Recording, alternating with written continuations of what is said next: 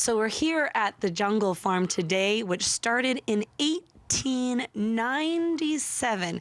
Now, Leona, you were telling me that you talked to some school groups, and that must be so hard for these children to imagine 1897. But tell me how this farm all began.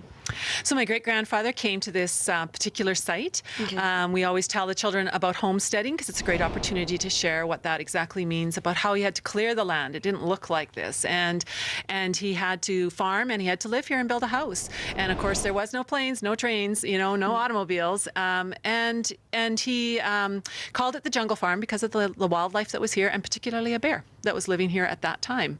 And so it's a great opportunity to share with children, of course, that the habitat has changed because of farming and the government encouraging farmers to come out and settle the land.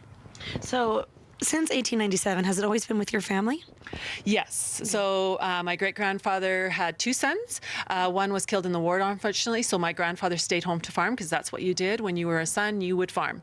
My grandfather had four children. My dad was the youngest, and I always said he had dirt in his blood. He was a real farmer. He loved farming.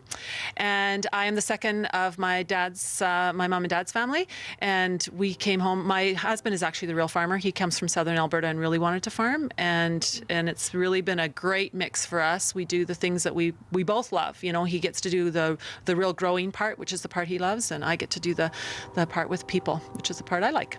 Now, how has the farmland, you said before about the animals that were here before and how that's changed. How has the farmland changed? Are you still growing the same crops, or has that changed as well?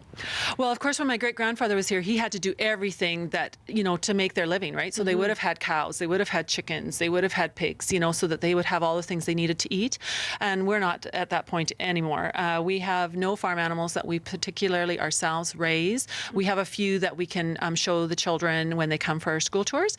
And we do we do grain, and we do all vegetables and strawberries and raspberries. And that would have been a garden, but ours has gone beyond a garden. So there would have always been gardens here, but we've gone beyond the garden for the family. Fantastic. Well, coming up, we're going to be learning all about this upcoming weekend and about a beautiful harvest festival that's going to be happening here. So your events have even changed as well, I would say, hey? Absolutely. And, people love to come out and enjoy the farm, but it's great to have a festival to celebrate, the harvest, or to celebrate strawberries. And so that's what we do, is we like to focus in on one thing that we can celebrate. And when we're celebrating it, we do some extra things those weekends. Fantastic. Well, don't go anywhere, because you can learn how you can celebrate this weekend.